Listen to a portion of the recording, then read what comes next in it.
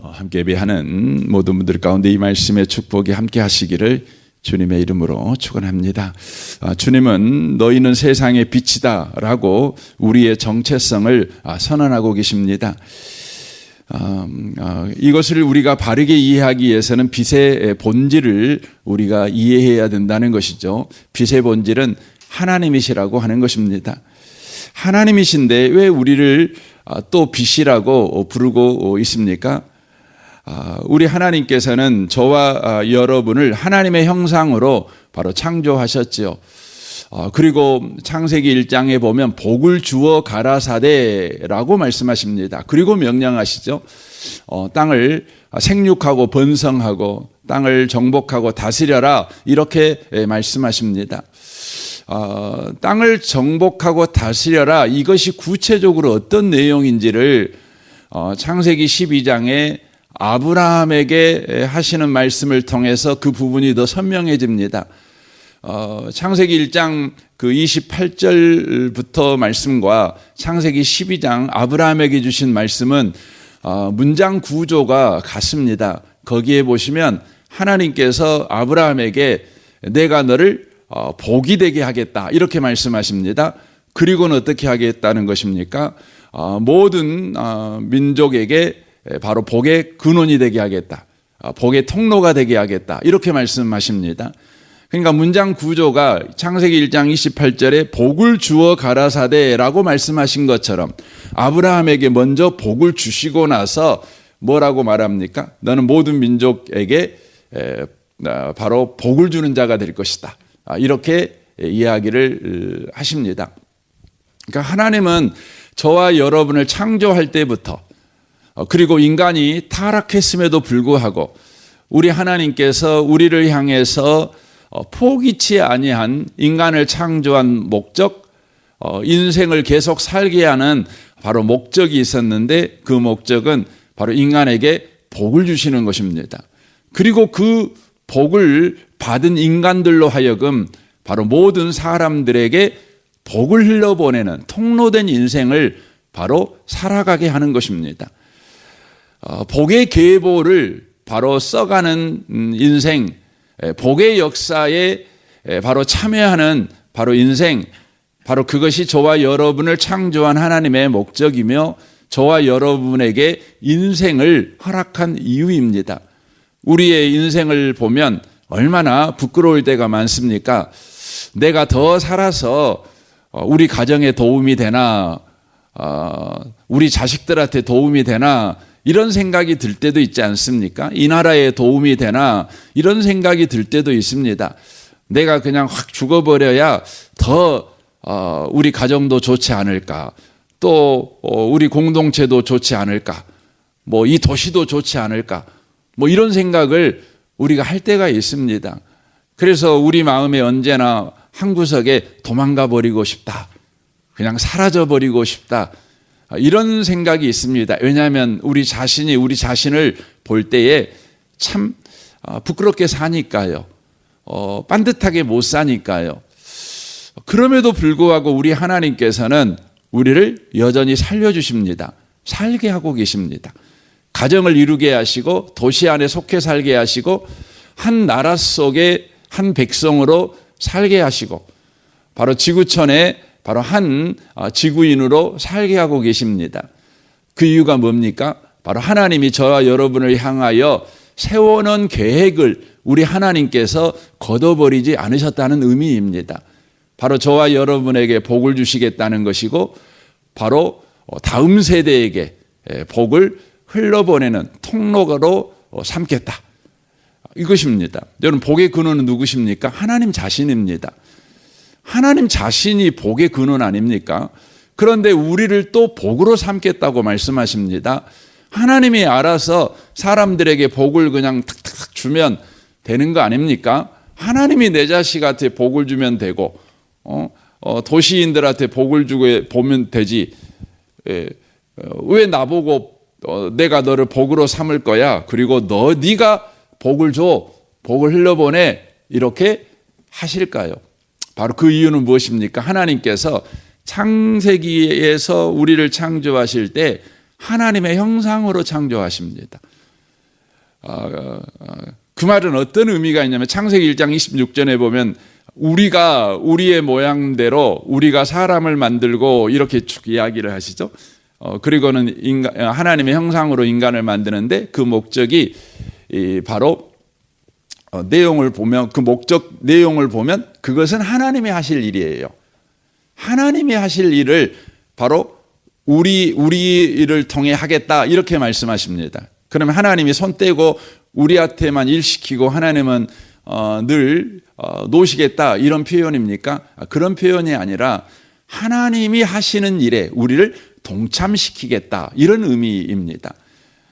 그러니까 하나님은 이제 놀고 우리는 하나님이 해야 될 일을 우리가 하고 이게 아니고 하나님이 여전하게 그 일을 하시는데 그 일에 우리를 동참시키겠다는 것입니다. 그래서 바울 사도가 고린도 전서에서 그렇게 이야기를 하죠. 우리가 뭐라고요? 하나님의 동역자다 이런 표현을 바로 쓰고 있는 것이죠. 근데 그 일이 뭐라고요? 우리를 빛으로, 우리를 복으로 만드시고 우리를 바로 복의 통로로 삼는다. 다른 사람들한테 복을 전달하는 복의 전달자로 삼겠다. 이렇게 말씀하십니다. 이것이 바로 이 마태복음 5장에서는 어떤 표현으로 쓰여지냐면 빛이라는 표현으로 쓰여지고 있는 것입니다. 그러니까 복과 빛은 바로 의미상으로 보면 동일한 의미입니다. 그러니까 하나님께서 빛이시잖아요. 그런데 하나님께서 우리를 또 빛으로 삼으신다고 말씀하십니다. 그 의미는 하나님께서 하시는 그 일에 우리를 동역자로 삼으시겠다는 바로 의미가 되는 것이죠. 그래서 하나님께서는 우리가 어두움 가운데 빠져 있지 않습니까? 우리가 바로 어둠의 자식이 되어버렸죠. 하나님을 거부하고 거역함으로 빛을 거부함으로 여러분 빛을 거부하고 빛을 예배하는 게 뭡니까? 그게 어둠이죠. 그렇죠. 빛을 향해 등을 돌려버리는 인생 그것이 어둠의 인생인 것입니다. 그때 우리 가운데 주님은 빛으로 삼기 위해서 무슨 일을 하십니까? 바로 빛이신 하나님께서 인간의 몸을 입으시고 이 어둠 속으로 들어오시게 됩니다. 바로 그분이 예수 그리스도십니다. 그래서 요한복음 1장에서 바로 그 부분을 이야기를 하고 있는 것이죠. 그 예수께서 우리 가운데 오셔서 바로 우리를 빛으로 삼는 일을 하십니다. 그 일을 어떻게 하십니까? 바로 십자가에서 구원을 이루시고 부활하셔서 바로 우리 가운데 바로 빛을 창조하는 일을 하십니다. 근데 그 빛을 창조하는 방식이 어떤 방식이냐면 고린도후서 4장 5절부터 보면 그 부분이 이렇게 기록이 되어 있습니다. 고린도후서 그 4장 한번 여러분 성경을 한번 펴보시겠습니까?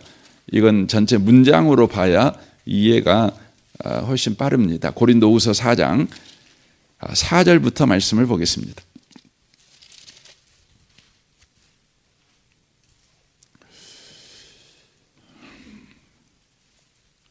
4장 3절부터 보겠습니다. 3절부터 6절까지입니다. 만일 우리의 복음이 가리었으면 망하는 자들에게 가리어진 것이라. 그중에 이 세상 신이 믿지 아니하는 자들의 마음을 혼미하게 하여 그리스도의 영광의 복음의 광채가 비치지 못하게 함이니 그리스도는 하나님의 형상이니라. 우리는 우리를 전파하는 것이 아니라 오직 그리스도 예수의 주 되신 것과 또 주 예수를 위하여 우리가 너희의 종된 것을 전파함이라. 어두운 데 빛이라 말씀하시던 그 하나님께서 예수 그리스도의 얼굴에 있는 하나님의 영광을 아는 빛을 우리 마음에 비추셨느니라 라고 말씀하십니다. 지금 이 부분은 바울 사도가 복음을 전하는 전도자로서 복음을 전하는 일이 어떤 일을 만들어내는가를 지금 바로 설명을 하고 있는 내용입니다. 어떤 사람들에게 복음을 전합니다. 복음을 전하는데 어떤 사람들은 복음을 받아들이지를 않는 것입니다. 왜 복음을 받아들이지 않냐? 그러면 이 세상 신이 믿지 아니하는 자들의 마음을 혼미하게 합니다. 어제 말씀드렸지만 이 혼미하게 한다는 의미는 어떤 의미냐는 복음에 관심을 갖지 않고 세상 일에만 관심을 갖게 만든다라는 의미입니다. 세상에만 몰두하게 만들어요. 세상에만 관심을 갖게 만들어요. 그래서 복음을 받아들이지 못하게 하는 것이죠. 그럼에도 불구하고 저와 여러분은 예수를 믿었지요. 그런데 저와 여러분이 예수를 믿게 된 이유가 뭐냐면 이제 4절부터 그럼에도 불구하고 이제 복음을 전하는 전도자들을 통해서 우리 하나님께서 저와 여러분의 심령에 일을 하시는데 어떤 방식으로 일을 하셨냐면 5절에 어두운 데 빛이 빛이라 말씀하셨던 그 하나님께서, 이게 뭐냐면 창세기 1장에 있는 내용입니다. 흑암과 혼돈과 공업 가운데 있는 바로 상태에 있는 이 땅에 바로 하나님께서 어떻게 하십니까? 빛이 있으라 하고 말씀을 하시잖아요. 그랬더니 어떻게 되죠? 1장 3절에 보니까 빛이 생겨납니다. 복음을 전한다는 것은 뭐냐?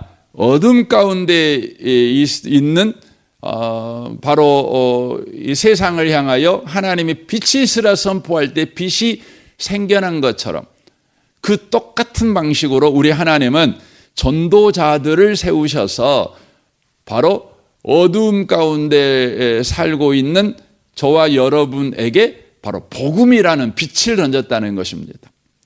빛을 창조하셨다는 것이죠. 그래서 저와 여러분이 여러분의 심령에 빛이 들어왔고 저와 여러분은 바로 빛이신 주님을 모시고 사는 바로 세상의 빛이 된 자들이다, 이렇게 말합니다. 그래서 여기 5절에 7절에 이렇게 되어 있습니다. 우리가 이 보배를 질그릇에 가졌으니 라고 되어 있죠. 이 보배가 뭡니까? 하나님의 영광을 아는 빛, 하나님의 영광을 아는 빛. 그러니까 이걸 더 정확하게 말하면 하나님의 영광의 빛, 이렇게 되는 겁니다. 하나님의 영광의 빛이 예수 그리스도시잖아요. 그분이 보배시잖아요. 근데 질그릇에 담겨 있죠. 질그릇은 바로 저와 여러분을 말하고 있는 것이죠. 저와 여러분, 태어나면 늙고 병들고 그렇게 살아가는, 그리고 마침내 깨어진 질그릇처럼 깨져버리는, 죽어버리는 저와 여러분에게 바로 하나님의 영광의 빛 대신 예수가 바로 들어왔다. 어떻게 해요? 바로 복음 전도자의 복음을 통해서, 복음 선포를 통해서 바로 그 일이 일어났다. 이렇게 바로 오늘 성경이 바로 이야기를 하고 있는 것입니다. 그래서 여러분, 복음 전도자의 역할이 너무너무 중요한 것이죠. 하나님께서 바로 창세기 1장에 했던 그 일을 바로 하는 자로 우리 하나님께서 복음 전도자를 바로 세우신 까닭에 그렇습니다.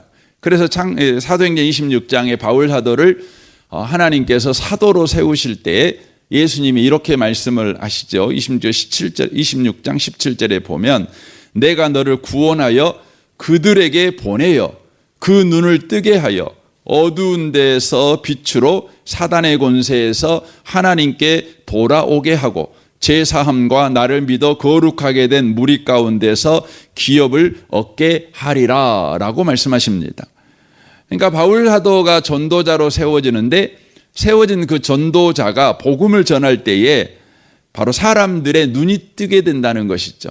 어두움에 있었던 사람들이 빛으로 나오고 하나님의 사단의 권세에 놓였던 사람들이 하나님께 돌아오는 일이 바로 벌어진다는 것이죠. 그뿐만 아니라 제사함을 받죠. 그 말은 어둠에 속한 삶을 이제 청산하고 빛에 거하는 삶을 살아간다는 걸 의미하는 것입니다. 그리고 나를 믿어 거룩하게 된 무리 가운데서 기업을 얻으리라. 기업이라는 것은 바로 하나님이 하시는 일입니다.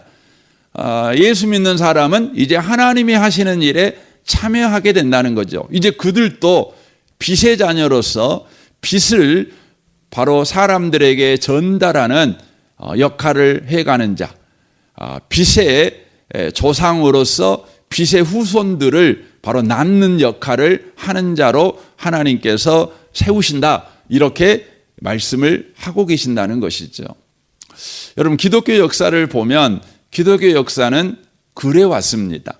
여러분, 2000년의 이 기독교 역사, 물론 구약까지 보면 훨씬 길지만 보면 수없이 많은 어려움이 있었죠. 교회는 망해버릴 것 같은 그런 바로 위험한 상황이 얼마나 많았습니까? 그러나 이 복음은요, 지금까지 저와 여러분에게 흘러왔어요.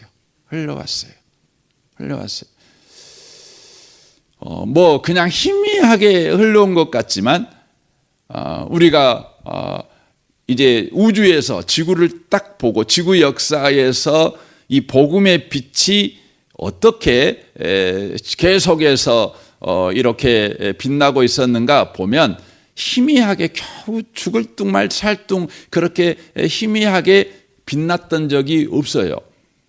우리는 생각할 때 항상 어렵고 힘들고 그래서 그냥 희미하게 빛난 것 같은데 역사 속에서 보면 여러분 복음의 빛은요 시간이 더해가면 더해갈수록 더 강력했다는 걸 여러분과 제가 아셔야 돼요.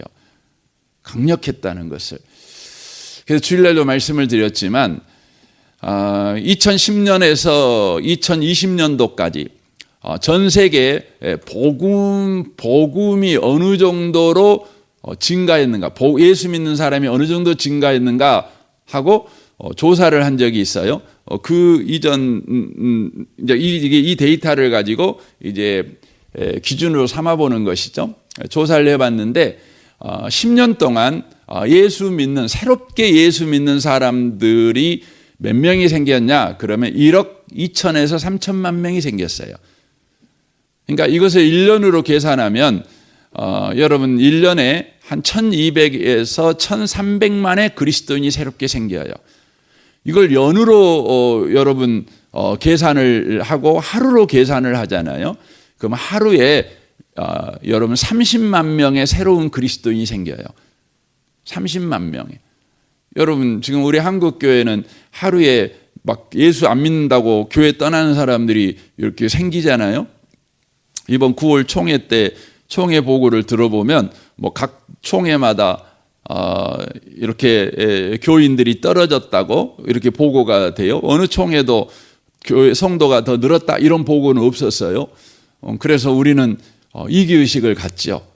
그러나 여러분 하나님의 세계 경영의 단위는 국가가 아니라 여러분 민족이에요. 모든 민족이에요. 모든 민족. 세계적이에요. 세계적. 지구적이에요. 하나님의 세계 경영의 단위는 지구적이에요. 그래서 지금 하나님의 역사를 다만 여러분과 제가 우리 상황에서만 보면 안 돼요. 항상 지구적으로 봐야 돼요. 지구적으로. 그러니까 여러분과 제가 근시안적으로 하나님의 일을 보면 안 돼요. 내가 요즘 내 사업이 잘 된가, 내 기도가 잘 응답되는가, 뭐 내 몸이 건강한가, 내 자식들은 잘 된가. 그래서 하나님이 지금 역사하고 있어. 요즘 하나님의 역사는 좀 희미해. 이런 식으로 판단하면 안 된다는 거죠. 이 거대한 지구적 지구 또 역사 여기에서 살펴봐야 된다는 것이죠. 여러분 엄청난 일이 벌어지고 있는 거예요. 여러분 이란이라는 나라는 여러분 전 세계에서 그 이슬람이라는 그 나라를 이슬람이라는 단어를 국명으로 쓰는 여러분 유일한 국가입니다. 이란이라는 나라는. 그럼에도 불구하고 여러분 이란 나라에 지금 예수 믿는 사람들이 거의 10%에 육박해요. 여러분 거기서는 예수 믿으면 바로 죽습니다. 근데 여러분 너무 많이 믿으니까요. 지금 당국도 어떻게 못해요. 근데 믿는 방식들이 희한해요. 정말 어떻게 전도를 할 수가 없잖아요. 이렇게. 근데 그냥 예수님이 그냥 성경 사도행전처럼 꿈에 나타나기도 하고 그냥 고넬료처럼 그래갖고 고넬로 이방인을 구원할 때 그냥 꿈꾸게 하시잖아요. 그래서 베드로 데려오게 만들고 이런 일이 막 벌어지는 거예요. 여러분 참 놀랍습니다. 이라크에 또 참 많은 그리스도인이 생겨나고 있어요. 그리고 이라크 땅에 갔더니 우리가 저번에 선교사님을 통해 들었잖아요. 이란에서 도저히 못 살겠다 해서 그리스도인들이 또 투르키예로 갔잖아요. 근데 그 간 사람들이 예수 믿는 사람들이 너무너무 많아요. 그래서 투르키 전역에 교회가 세워지고 있다는 거예요. 이란 사람들에 의해서. 여러분 복음의 빛은요 더욱더욱 주님이 오실 날이 가까우면 가까울수록 더 빛난다는 걸 아셔야 돼요. 여러분 우리 한국 땅에도 이 복음의 빛이 들어왔잖아요. 복음의 빛이 들어왔잖아요. 이 땅은 너무너무 어두운 땅이었죠. 그래서 언더우드 선교사가 그렇게 기도하지 않습니까? 지금은 아무것도 보이지 않습니다. 보이는 것은 고집스럽게 얼룩진 어둠뿐입니다. 어둠과 가난과 인습에 묶여있는 조선 사람뿐입니다. 이분이 본 1885년 그러니까 뭐 지금으로부터 140년 전입니까?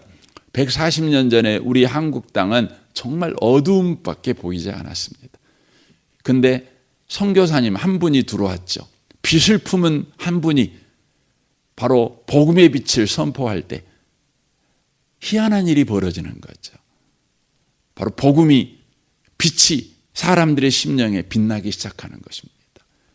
그래서 그 구한말에 그 칠흑 같은 이 조선 땅이요. 여러분 빛이 비치기 시작한 거예요.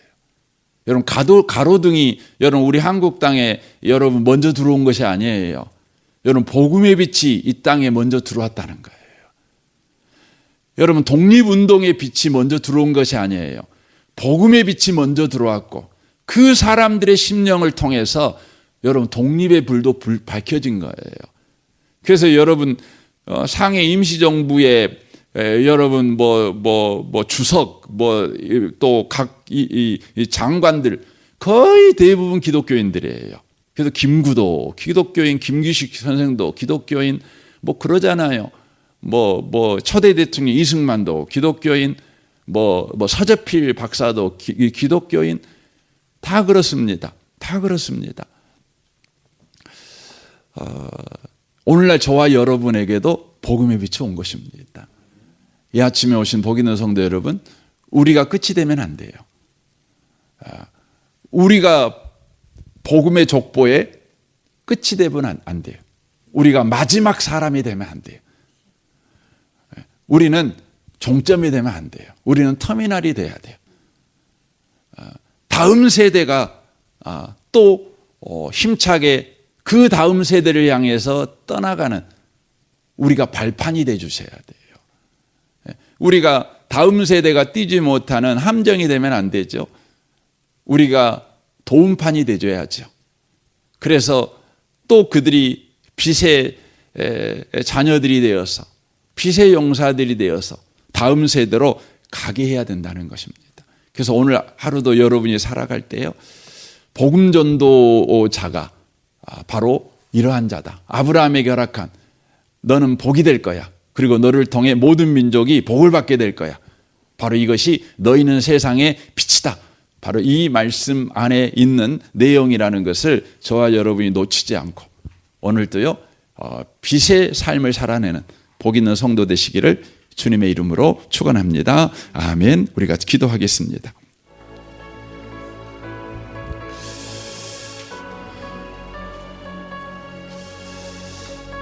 말씀을 우리 생각하며 이 아침에 기도하기를 원합니다.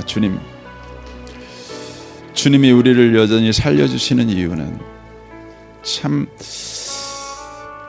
우리가 생각을 할 때에 우리가 꼭 이렇게 오래 살아야 되나 그런 생각이 들 때도 많습니다.